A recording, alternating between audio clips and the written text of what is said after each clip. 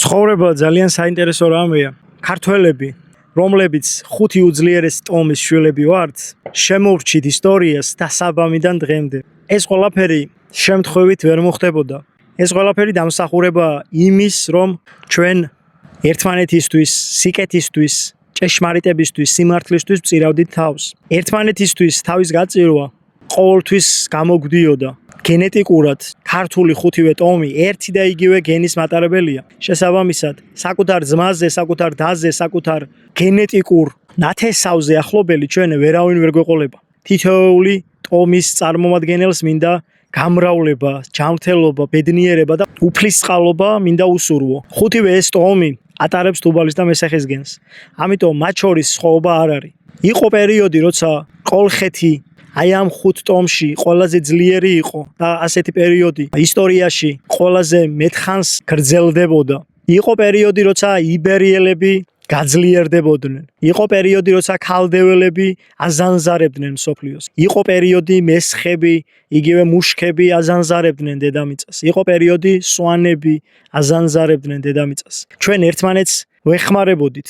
იგივეს წერენ ბერძნები მათ შორის. როცა ტროას უტევს ვითომ ბერძნები სინამდვილეში ზღვის ხალხი, ტროას დასახმარებლად მოდიან პაფლაგონები, ტროას დასახმარებლად მოდიან კოლხური ტომები. რატომ? როდესაც რომაელები შედიან იბერიაში, იბერიის მეფე წვავს ხიდს და ეუბნება: არ გაგატარებთ კოლხეთისკენ, ეგრისისკენ, ლაზიკისკენ. რატომ? იმიტომ რომ იქ ჩემი სისხლით ძმები არიან და მე თავს შემოგწირავთ თქვენ და მაინც არ გაგატარებთ. აი ესეთი იყო ჩვენი ისტორია და ესეთი არის ჩვენი ისტორია. რაც შეეხება ამ ტომების საზღვრებს, დაახლოებით ამ 5 ტომის ტერიტორია იყო 180,000 კვადრატული კილომეტრი. რომ დავიწყოთ დასავლეთიდან, დღევანდელი ყირიმიდან ლამის რიზემდე იყო კოლხეთი, რიზედან ტრაპიზონამდე იყო ქალდეველები და მათ შორის ლაზები არ არიან კოლხები, თქვენ წარმოიდგინეთ და ლაზები არიან ქალდეველები. ჰალიზონელების, ხალ-ლაზონელების ტომი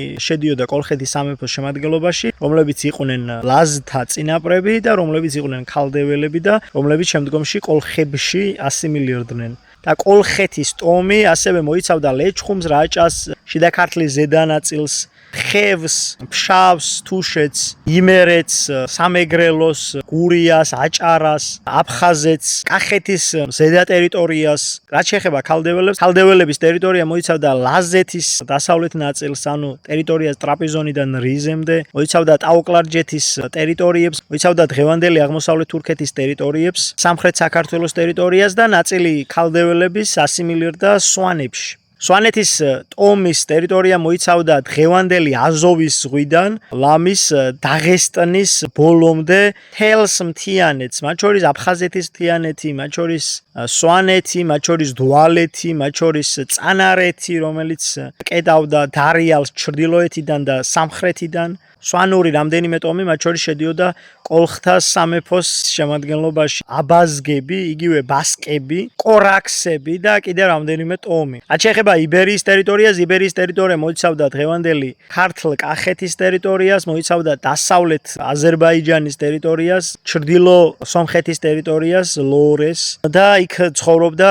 რამდენიმე ტომი, რომელთა ჩამოთვლა ახლა შორს წაგვიყვანს. და ბოლო ტომი არის მესხების ტომი, მესხების ტომი ცხოვრობდა აჭარის მთიანეთში, გურიის მთიანეთში, იმერეთის სამხრეთში, სამცხე-ჯავახეთში, მესხეთში, ტაო-კლარჯეთში, ჩრდილო-დასავლეთ დღევანდელ სომხეთში, ასევე ნაწილი ცხოვრობდა თურქეთის ტერიტორიაზე. სხვათა შორის ბევრი იძახის, რომ სამცხე არის დაკავშირებული სამხრეთთან ან სამციხესთან და სინამდვილეში სამცხე ტოპონიმიკა არის დაკავშირებული სამესეხთან და სამცხეთა. იგივეა მცხეთის ტოპონიმიკა, მცხეთა დაკავშირებულია მესეხთან. თუბალის ტოპონიმიკა დაკავშირებულია თბილისთან, თბილისი ანუ თუბალისი და მცხეთა ანუ მესეხთან. სადაც არის სიმართლე და სიკეთე, იქ არის უფალი და სადაც არის უფალი, იქ არის გამარჯვება. უფალმა გაგახაროთ და გაგაძლიეროთ, უფალმა კეთილ გზაზე გატაროთ მუდამ.